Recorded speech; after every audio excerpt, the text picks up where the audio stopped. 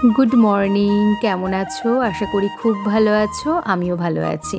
যেহেতু সানডে, হয়তো ভোরবেলা ওঠার খুব একটা তাড়া নেই, একটু দেরিতেই উঠেছি। কিন্তু রিকের যেহেতু আজকে ড্রয়িং ক্লাস রয়েছে 8:30 থেকে, ওকে উঠিয়ে ঘুম থেকে উঠিয়ে না আগে ব্রেকফাস্ট করি, ওকে আগে পাঠিয়ে দিয়েছি।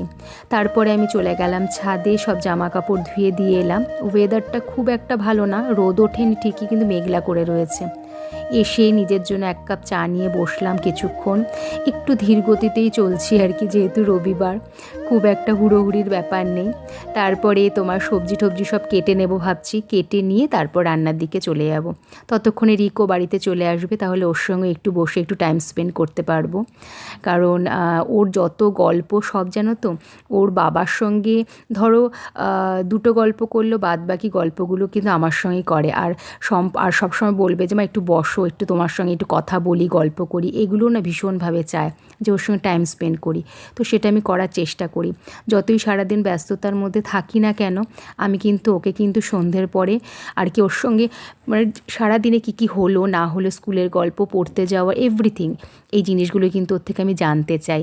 আমার নিজেরও গল্প করি ওর সঙ্গে। তো সেটাই আর কি। আর এদিকে দেখো, গল্প করতে করতে কিন্তু রান্নাও কমপ্লিট হয়ে গেল। তো আজকে পাবদা মাছ করেছিলাম, কাতলা মাছ, মাছের মাথা দিয়ে পুঁই শাক, আর ওদিকে করেছিলাম টমেটো দিয়ে চাটনি। তার মধ্যে কাজু, কিচমিচ, আমসত্ত্ব, আর আমসত্ত্বটা না বাবা যে দিয়েছিল আমাদের গাছের আম দিয়ে, সেটা তো তোমাদের সঙ্গে শেয়ার করেছি, ওটা দিয়ে আর চাটনি করেছিলাম। তো রিক ওদিকে চলে এসেছে, ওদিকেও টিভি দেখছে, ও দেখুক। আর জানো তো, আজকে সন্ধেবেলা না একটু কম্পিউটার ক্লাসে দিয়ে একটুখানি বেরোবো। অনেক দিন না বেরোনো হয় না, কিছু জিনিসও কেনাকাটার রয়েছে, সেগুলোও কিনবো। তো সবটাই তোমাদের সঙ্গে শেয়ার করলাম। আজকের মতন আসি, টাটা।